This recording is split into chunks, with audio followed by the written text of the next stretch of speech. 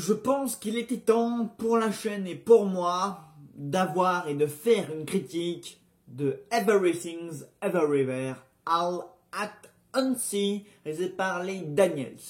Ce film, qui est devenu un vrai phénomène, qui a acquis une notoriété au fil des mois, pour une raison qui m'est toujours aussi inconnue, et après 2 visionnages, je me dis, mais qu'est-ce que ce film a de si particulier, vraiment.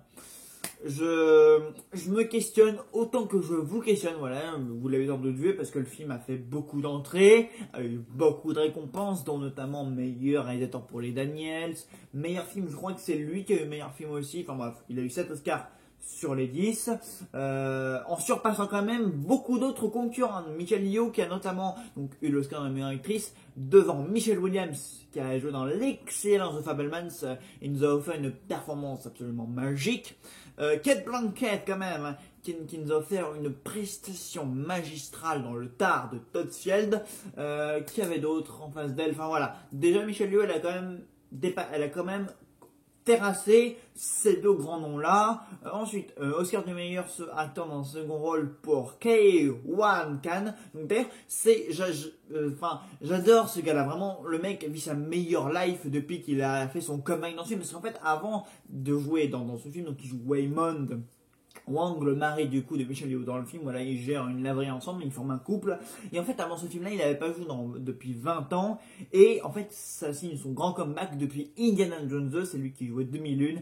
Et c'est également le gamin des Goonies. Et vraiment, ce mec, j'adore, il me fait fondre, même pendant les Oscars. Il a fait Maman, regarde, j'ai un Oscar. Le mec m'a fait fondre en larmes. Voilà, j'ai pas regardé la cérémonie des Oscars en direct, mais quand j'ai vu des vidéos en replay, vraiment ça m'a fait fondre parce que, voilà, même si, genre, c'est peut-être celui qui s'en tire le mieux, voilà, parce que Michelle Yeoh, vraiment, autant aller un Oscar du meilleur acteur dans le second rôle. Allez, ok, d'accord. Bon, face à qui a Barry Keoghan et Brendan Gleeson dans les Banshees d'Inisherin, que j'ai pas trouvé dingue non plus, mais bon, au moins il jouait bien.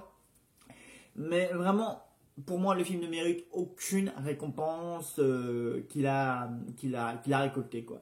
Mais bon, c'est les Oscars, c'est une cérémonie où les récompenses n'ont pas vraiment de logique ni de sens, donc bref, passons outre.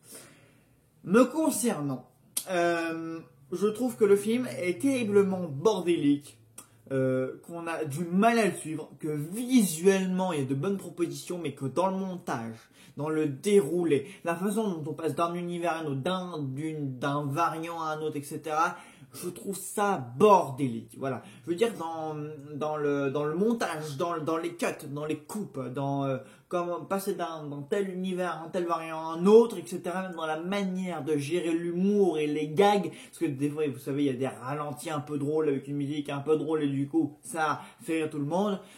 Je suis désolé, pour moi, sur ce point de vue-là, c'est vraiment raté, quoi. Pour moi, sur un point de vue très technique, c'est vraiment du grand n'importe quoi. Ce film échoue là où d'autres ont bien mieux réussi. Bon, là, j'ai pas d'exemple en tête, mais vraiment, j'ai trouvé que certaines coupes, par exemple, quand le film va très très vite pour nous présenter Michelle Yeoh qui traverse comme ça les univers, ou quand il y a un grand mouvement d'action, où tous les univers sont gérés, etc.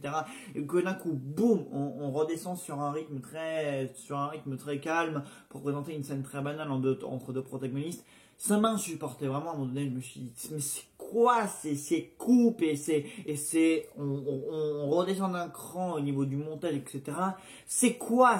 J'ai trouvé ça extrêmement mal foutu, quoi. À la rigueur, enfin, même, la première scène où Michelle Yeoh est transportée d'un univers à un autre, enfin d'une variante à un autre, vous savez, avec la contrôleuse judiciaire des impôts, la Jamie Lee Curtis, elle pour le coup elle était crédible, enfin, j'ai trouvé que le personnage lui a l'air merveilleux même physiquement, au niveau du caractère, etc. J'ai trouvé qu'elle le jouait super bien, donc allez, à la rigueur, Jamie Lee Curtis, auquel le méritait, enfin, j'essaye à la rigueur de trouver quel acteur s'en sort mieux qu'un autre, mais bon, bref. Mais je sais pas, là autant toute la partie aux impôts, c'est assez réussi, autant après, je trouve ça d'un bordélique. Mais en même temps, je trouve le scénario assez bordélique parce que tu comprends que le film va aborder des thématiques comme un couple qui est sur le point de divorcer, quoi, un couple en crise, voilà, donc Waymond et Evelyn, donc Michelle Yeoh et Kei-Wan Khan, et voilà quoi, tu comprends que voilà, il y a quand même une métaphore sur, voilà quoi, parce qu'en fait, vu que il y a des déclencheurs en fait pour qu'elle puisse passer d'un univers à un autre en fait. Pendant l'un des déclencheurs en fait elle voit une autre version de sa vie, de ce que ça aurait pu être si elle n'avait pas suivi en fait son mari, parce que d'après ce que le scénario nous fait très maladroitement comprendre, ou je sais pas si c'est le scénario qui est mal écrit ou si c'est le montage qui est d'un bordélique, mais en fait on comprend que le mariage il a fait compromis, et donc du coup qu'elle l'a suivi en abandonnant sa famille, et du coup à un moment donné donc elle voit une autre version de ce qu'aurait pu être sa vie si elle n'avait pas suivi son mari, si elle était restée avec ses parents, et donc on comprend qu'en fait elle aurait progressé en apprenant les arts martiaux, et donc elle serait devenue une actrice renommée pour ça, etc. etc. Et le film vraiment parle de ça, quoi, d'un couple assez fragile, puisque du coup le mari a fait une demande de divorce, qui a été apparemment influencé par un proche à eux. Le film aussi parle de la relation fragile entre une mère et sa fille, parce qu'en fait la fille est lesbienne, et du coup voilà, apparemment c'est assez mal vu par son père à elle. Enfin voilà, en fait c'est un film qui parle globalement d'une famille qui traverse plein de problèmes, mais le film en parle si maladroitement que tu te dis, enfin je veux dire, c'est le film tente en fait de parler de ses soucis à travers le concept du multiverse, quoi, et des multiples vies du coup du personnage d'Evelyn, et de ce que sa vie aurait pu être si elle avait été spécialisée en arts martiaux, une célèbre actrice, et plein d'autres versions. Enfin voilà, le film va sur plein de choses différentes, mais tu te dis ouais non mais en fait c'est pas avec un sujet pareil qu'il aurait fallu construire un multiverse, quoi. Enfin je veux dire, c'est tellement bordélique, on ne sait même plus où donner de la tête. Enfin voilà, les effets, enfin ouais, il y a des parties sympas, voilà, quand elle apprend les effets spéciaux, enfin les arts martiaux, voilà, enfin, mais on passe de tout ça, comme la façon dont on passe à tout ça, c'est, les scènes d'action sont bien, les scènes d'action sont vraiment très bien.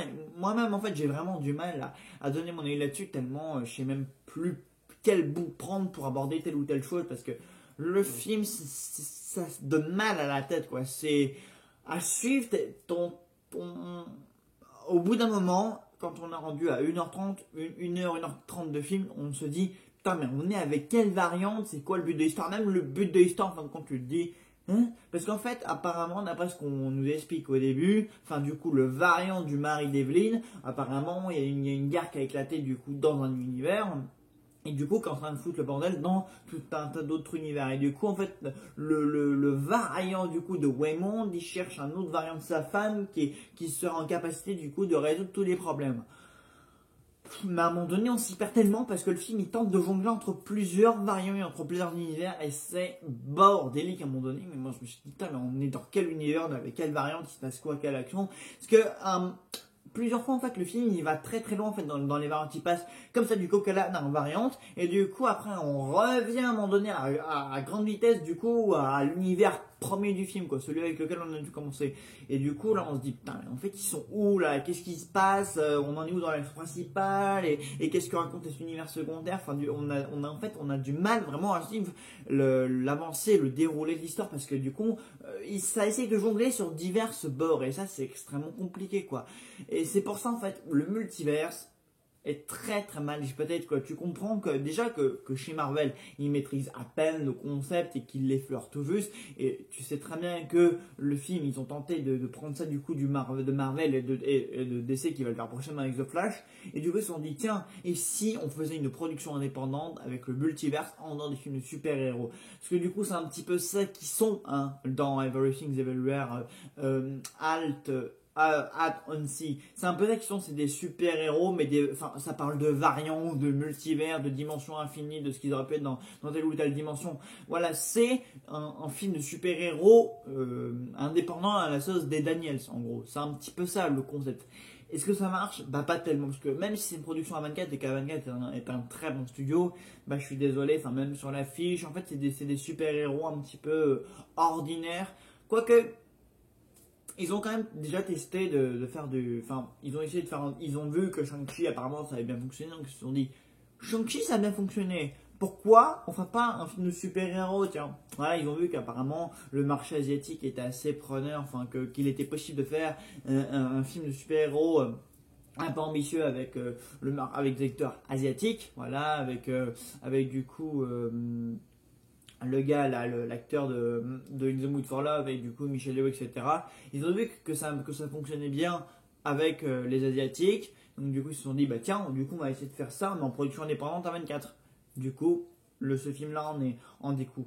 Mais ça marche tellement pas quoi. Déjà que vraiment encore une fois, déjà que là où ça vient dans les films de super-héros Marvel, No Way Home, Doctor Strange, dans quoi ça explore d'autres, enfin même dans les séries Loki, etc.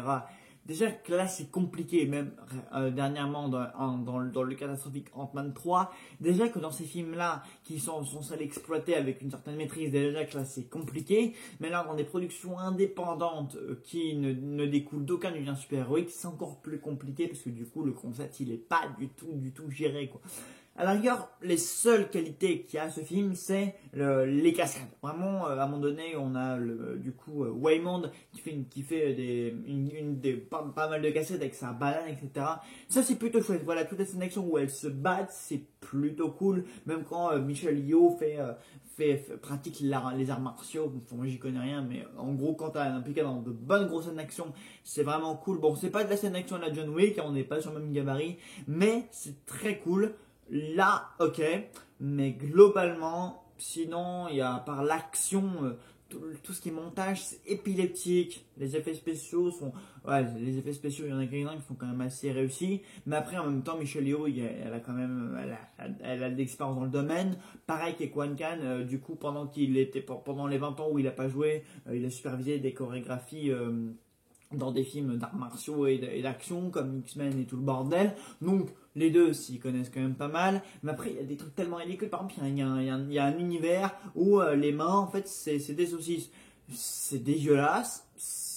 C'est débile. Vraiment il y a des gags un peu stupides. Vraiment il y a des gags, il y a des tentatives de gags assez stupides. Voilà, notamment des ralentis avec le personnage de Jamie Lee Curtis. Du coup elles foncent sur Michelle Yeoh, du coup avec quelques techniques, quelques prises, la rembarre et du coup la nana finit la tête emplâtrée dans le mur.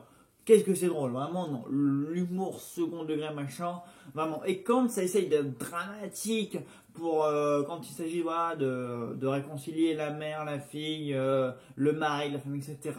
Le ton faussement dramatique, en fait, on a tellement pu su ou donner la tête pendant 2h30, puis le film va vite, va justement trop vite et redescend trop d'un coup.